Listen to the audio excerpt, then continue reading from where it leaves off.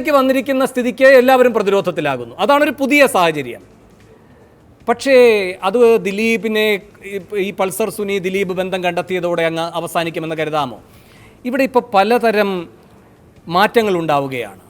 ദിലീപിനെ പല പല സംഘടനകളിൽ നിന്ന് മാറ്റി, ദിലീപ് തുടങ്ങിയ ഏറ്റവും പുതിയ സംഘടനയിൽ നിന്നും അദ്ദേഹത്തിന് മാറി നിൽക്കേണ്ട സാഹചര്യമാണ്. അദ്ദേഹത്തിൻ്റെ പേര് വെട്ടിയിട്ടില്ല. അതിൻ്റെ കാരണമായി പറയുന്നത് തിയേറ്ററുകളാണ് അതിലുള്ളത്, വ്യക്തിയല്ല പ്രധാനം എന്ന്.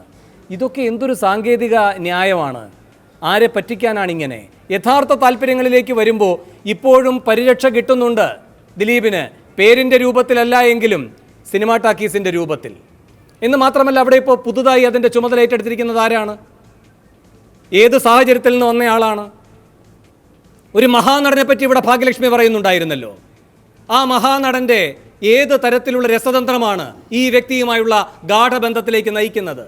അങ്ങനെ നയിച്ച് അതിപ്പോൾ എവിടെയാണ് എത്തി നിൽക്കുന്നത്? നാളെ ഇയാളൊരു കുഴപ്പക്കാരനാകുമോ ഇല്ലയോ എന്ന് എങ്ങനെയാണ് പറയാൻ കഴിയുക?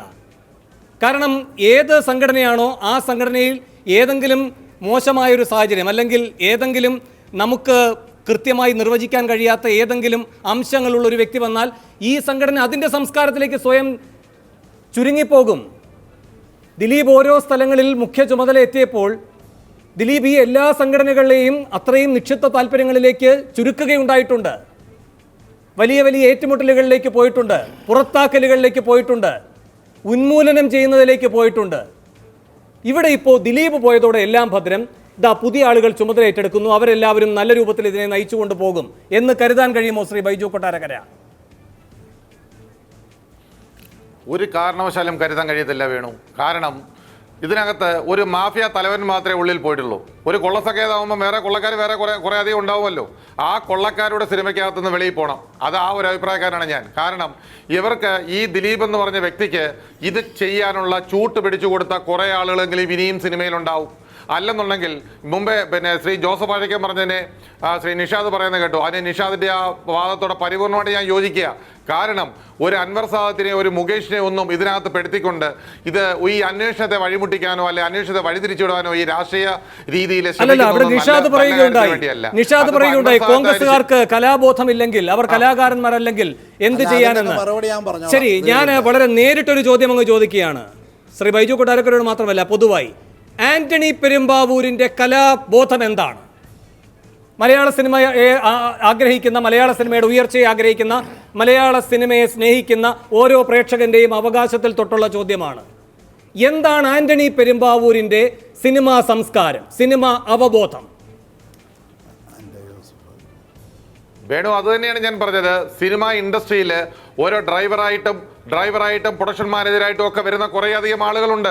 അവരെയെല്ലാം ഓരോ താരങ്ങളുടെ ഇഷ്ടത്തിനനുസരിച്ച്, അവരുടെ ഇംഗിതത്തിനനുസരിച്ച് ഞാൻ നേരത്തെ പറഞ്ഞ വാചകം ഒന്നുകൂടെ ആവർത്തിക്കുന്നു. അവരുടെ പെട്ടിയെടുക്കാനും മുറിക്ക് കാവൽ നിൽക്കാനും ഒക്കെ തയ്യാറാകുന്ന ആളുകൾ അവരുടെ എല്ലാം ആവും. അത് ഇന്നാണെന്നൊന്നുമില്ല.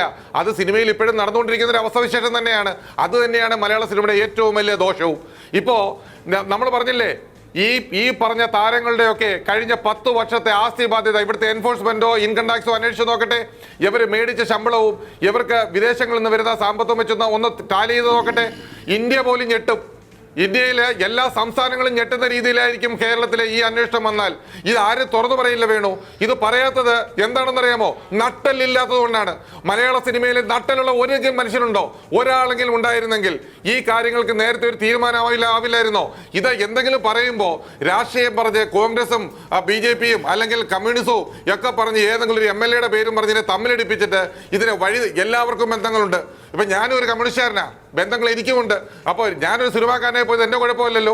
അപ്പോൾ ഒരു സിനിമാക്കാരന് കോൺഗ്രസ് ആവാം, BJP ആവാം, അല്ലെങ്കിൽ CPM കാരനാവാം. അതൊന്നും ആ രാഷ്ട്രീയത്തിന്റെയോ അല്ലെ അവരുടെയോ കുറ്റങ്ങളൊന്നും അല്ല. പക്ഷെ അവർ തെറ്റ് ചെയ്തിട്ടുണ്ടോ?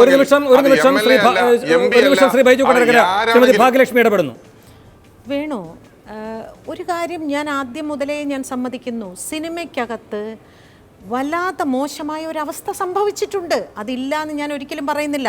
മയക്കുമരുന്ന് മാഫിയ ഉണ്ട് എന്നുള്ളത് പലരെയും പിടിക്കുമ്പോൾ നമ്മൾ മനസ്സിലാക്കുന്നു. ഇപ്പോൾ ഈ വിഷയം, അതുപോലെ റിയൽ എസ്റ്റേറ്റ്, ഇങ്ങനെ പല പല പ്രശ്നങ്ങളുണ്ട്. ഞാൻ പലപ്പോഴായിട്ട് പറഞ്ഞിട്ടുണ്ട്, 2010 മുതൽ മലയാള സിനിമ കുത്തഴിഞ്ഞ് തന്നെയാണ് ശ്രീമതി പോകുന്നത്. ഭാഗ്യലക്ഷ്മി മോഹൻലാലിനോടൊരു കഥ പറയണമെങ്കിൽ ആന്റണി പെരുമ്പാവൂരിന് ആ കഥ ഇഷ്ടമാകണം എന്ന് പറയുന്ന എന്ത് മാനദണ്ഡമാണ് മലയാള സിനിമ പരിരക്ഷിക്കുന്നത്? നോക്കൂ, പിന്നെ വേണു, നമ്മള് ആ വിഷയം കൊണ്ടാണ് ഇങ്ങനെ ഒരു അധപ്പതനം അങ്ങനെയല്ല. ഞാൻ ചോദിക്കുന്നത് ഒരു നിമിഷം ശ്രീമതി ഭാഗ്യലക്ഷ്മി, ദിലീപ് ഒരു ഘട്ടത്തിൽ മലയാളത്തിന്റെ സിനിമാ സംസ്കാരത്തെ എങ്ങനെയാക്കി? മിമിക്രിയിലേക്ക് താഴ്ത്തി. മിമിക്രി ഒരു താഴ്ന്ന കലാരൂപമായതുകൊണ്ടല്ല. അപ്പോൾ ഒരു വ്യക്തി, ആ വ്യക്തി അസാധാരണമായ രൂപത്തിലുള്ള താല്പര്യങ്ങൾ സംരക്ഷിച്ചുകൊണ്ട് പ്രബലനാകുന്നുവെങ്കിൽ അയാളുടെ ഏതെങ്കിലും ഒരു സംസ്കാരത്തിലേക്ക് ഈ സിനിമ പോകുന്നുണ്ട്, താഴുന്നുണ്ട്. അങ്ങനെ വേണു, ഞാൻ ഒരു കാര്യം പറയാം. ആന്റണി പെരുമ്പാവൂർ എന്ന് പറയുന്ന ഒരു എന്റെ ഒരു സുഹൃത്ത് പോലുമില്ല, ഞാൻ അദ്ദേഹത്തോട് സംസാരിക്കാറുമില്ല. അതുകൊണ്ട് തന്നെ എനിക്ക് അദ്ദേഹത്തോട് സ്നേഹമോ വിരോധമോ ഒന്നുമില്ല. പക്ഷേ ഒരു ഡ്രൈവറാണ് എന്ന് കരുതി അയാൾക്ക് കലാബോധം നിശ്ചയമായും. പക്ഷെ മോഹൻലാലിനോളം കലാബോധം ഉണ്ടാകില്ലല്ലോ. മോഹൻലാലിനൊരു കഥ കേൾക്കണമെങ്കിൽ ആദ്യം ആന്റണി പെരുമ്പാവൂർ എന്ന് പറയുന്ന 18ാം പടി കടക്കണം എന്നത് എന്ത് നിശ്ചയം? നിങ്ങൾക്കറിയാമോ? നിങ്ങൾക്ക് എന്തറിയാം? മദ്രാസിൽ കമലഹാസൻ എന്ന് പറയുന്ന ഒരു നടന്റെ മാനേജർ, അതായത് അദ്ദേഹത്തിന്റെ മാനേജറായിരുന്ന അദ്ദേഹം പിന്നീട് നിർമ്മാതാവായി. പലപ്പോഴും ഇത്തരം സംഭവങ്ങൾ അവിടെയും നടന്നിട്ടുണ്ട്. അപ്പൊ നമ്മൾ ചോദിച്ചോ, ഇപ്പൊ അണ്ണ ഉങ്കിട്ട് കഥ പേസണോ? ശരി, പക്ഷേ ആ സൗഹൃദം, അതിന്റെ ഇഴയടപ്പം, അതിനെ ആരും ചോദ്യം ചെയ്യുന്നില്ല. ഇന്നിപ്പോ ഫിയോക്കിന്റെ പ്രസിഡന്റാണ് അദ്ദേഹം. അപ്പോൾ ഈ പടിക്കെട്ടുകൾ ഉയർന്നുയർന്നു വരുന്നത് താല്പര്യങ്ങളുടെ പിൻബലത്തിലല്ല എന്ന് കരുതാൻ കഴിയില്ല. അല്ലെങ്കിൽ താങ്കൾ പറയണം, താങ്കൾ ഉദ്ദേശിച്ചത് നേരത്തെ മോഹൻലാലും മമ്മൂട്ടി മൗനത്തിലായിരുന്നു, അവർ പ്രവർത്തിച്ചിരുന്നെങ്കിൽ ഇത് നന്നാകുമായി. ഇതാ അവർ പ്രവർത്തിക്കുകയാണോ? ആന്റണി പെരുമ്പാവൂരിനെ ഫിയോക്കിന്റെ പ്രസിഡന്റ് ആക്കിക്കൊണ്ട് ഇങ്ങനെയാണോ അഴിച്ചുപണി വരേണ്ടത്? തീർച്ചയായിട്ടും ആ വിഷയത്തിൽ ഞാൻ ഇന്നും നിങ്ങളോടൊപ്പം തന്നെയാണ് നിൽക്കുന്നത്. അതിൽ തീർച്ചയായിട്ടും അവർ തെറ്റുകാർ തന്നെയാണെന്ന് എന്റെ ഒരു വ്യക്തിപരമായ അഭിപ്രായം. ശരി, ഞാൻ ഈ ശ്രീ സണ്ണിക്കുട്ടി എബ്രഹാമിലേക്കും ശ്രീ വി രാജേഷിലേക്കും പോയിട്ടില്ല സാറേ. ഞാൻ ഇടവേളയ്ക്ക് ശേഷം താങ്കളിലേക്ക് വരാം. അതിനു മുമ്പ് പെട്ടെന്ന് ബൈജു കൊട്ടാരക്കര രാഷ്ട്രീയം ഞാൻ പറഞ്ഞു എന്ന് പറയാം. എന്നോട് ചോദിച്ചത് രാഷ്ട്രീയമാണ്, അതുകൊണ്ടാണ്.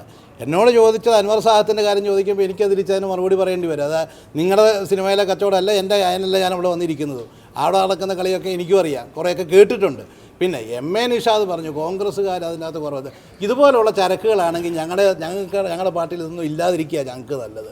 പിന്നെ നിങ്ങളിവിടെ MLA ആക്കിയതും MP ആക്കിയതും ആളുകൾക്കൊക്കെ എത്ര രാഷ്ട്രീയം ഉണ്ടായിരുന്നത്? ഇന്നസെൻറ്റിന് ഏത് രാഷ്ട്രീയം ഉണ്ടായിരുന്നത്?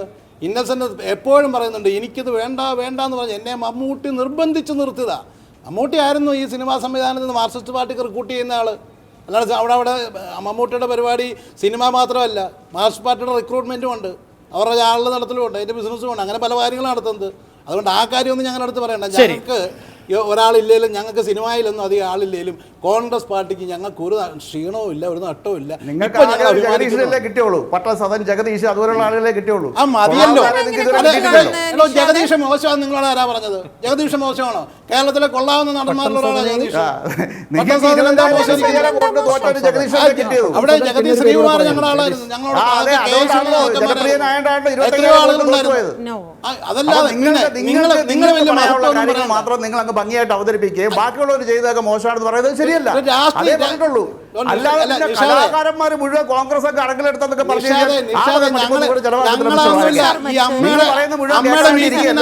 അമ്മയുടെ മീറ്റിംഗിനകത്ത് നിങ്ങൾ കുറെ നേതാക്കന്മാരെ രാഷ്ട്രീയം കളിക്കുന്ന പണിയൊക്കെ ഞങ്ങൾക്കറിയാം. അതിന്റെ പേരിൽ കുറ്റവാളികളെ രക്ഷിക്കാൻ ശ്രമിച്ചതും ഞങ്ങൾക്കറിയാം. അതാണല്ലോ ഇപ്പൊ അനുഭവിച്ചത്. നിങ്ങൾ കുറ്റവാളികളെ 3 മാസം നിഷാദ് ലീഗിന്റെ സ്ഥാനാർത്ഥി, പിന്നെ അതിലെ പോയി